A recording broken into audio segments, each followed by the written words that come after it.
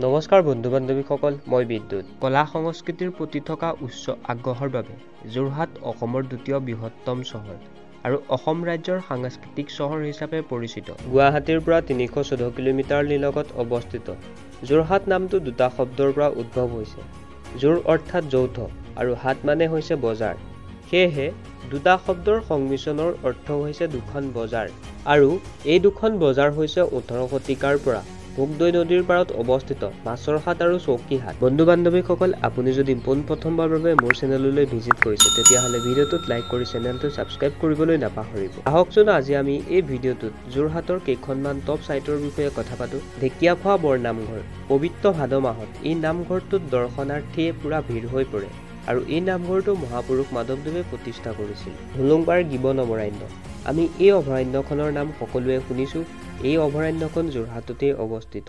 টুকুলাই T research institute, ইয়াক short ফৰ্মত TTRI বুলি জনা যায়।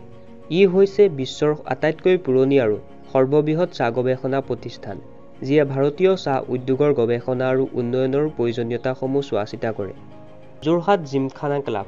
এই ক্লাবটো আৰম্ভ হোৱাৰ পৰা হৰ্চ ৰাইডিং ইত্যাদিৰ লগতে বিভিন্ন ধৰণৰ খেল খেলি অহা হৈছে। অৰণ্য মানৱ যাদৱ পায়েঙে। গড়দিয়া মোলাই ফৰেষ্ট ৰিজাৰ্ভখন যোৰহাটতে অৱস্থিত।